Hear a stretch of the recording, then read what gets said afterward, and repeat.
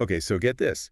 Sending your grandkids some birthday money could actually land you in trouble with the feds. Yeah, you're not kidding. We are deep diving into a recent executive order Oh, yeah.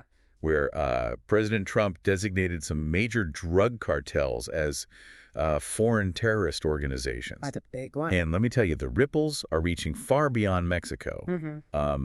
This is a real game changer for anyone who uses U.S. dollars or banks. Especially folks in financial services. Yeah, especially folks in financial services. Yeah. Why should you care? Right. Well, even something as simple as sending money to family overseas could now be scrutinized for terrorist financing. Absolutely. So you're the expert here. I've been following this for a while. Can you break down what's going on? Yeah, so the world of financial crime just got a whole lot more complex. Yeah. You see, banks are already required to follow strict rules to prevent money laundering. So think about it. If someone suddenly deposits a mountain of cash, banks have systems in place to flag that as suspicious activity. Oh, yeah, for sure. That's part of what we call AML, or anti-money laundering. Okay, so AML, that's already happening. What's Right. different now? So this executive order takes things a step further by adding another layer, CFT, or countering the financing of terrorism. Okay. It used to be mainly focused on preventing criminals from cleaning their dirty money, but now the net has widened to include stopping funds from reaching terrorist groups, Okay. which now includes these powerful criminal organizations. So what you're saying is this isn't just about stopping the drug kingpins. Right. It's about It's the whole thing. cutting off their entire financial lifeline. Precisely. And this is where things get really interesting. Okay. Let's say you have a relative in Mexico and you send them $100 for their birthday. Yeah. Okay. Sounds harmless, right? So But if that relative is involved with one of these designated cartels, even that small amount of money could be considered terrorist financing. oh, wow. We're talking about a whole new level of scrutiny on everyday transactions. Okay, I see where this is going. Yeah. But hold on, isn't this order a little too broad? Yeah. Couldn't it end up hurting legitimate businesses and individuals who have nothing to do with these criminal groups?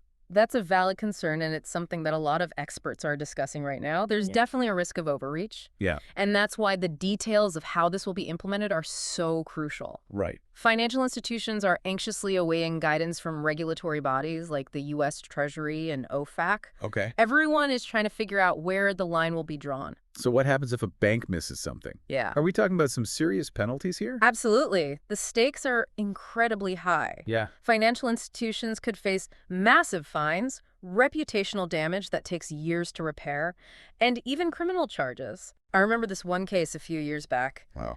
A small regional bank processed some wire transfers that were later linked to a drug trafficking ring. They ended up paying millions in fines, and several executives faced prison time. That's a stark reminder of just how serious this is. Yeah. So what can banks and financial institutions do to protect themselves? They need to revamp their compliance programs, and quickly. We're talking about enhanced due diligence on customers and transactions, making sure they have robust systems in place to flag anything suspicious, Right. and staying up to date on the latest guidance from regulators. So It's a massive undertaking, but the alternative is simply too risky. the world of financial crime just got a whole lot more complicated, it sounds like. This executive order has the potential to shake up not just the financial world, Oh, yeah. but maybe even global politics, right? You're hitting on a really important point. Okay. This isn't just about banks and regulations. Think about it. Designating these groups as terrorist organizations could change how other countries interact with them. Oh, wow. It could impact international law enforcement cooperation, intelligence sharing, even military strategies. So We're only beginning to see the ripple effects of this decision. that's definitely something to keep in mind. Yeah. So for our listeners out there, what's the biggest takeaway from all of this? The world of financial crime is no longer a distant concern.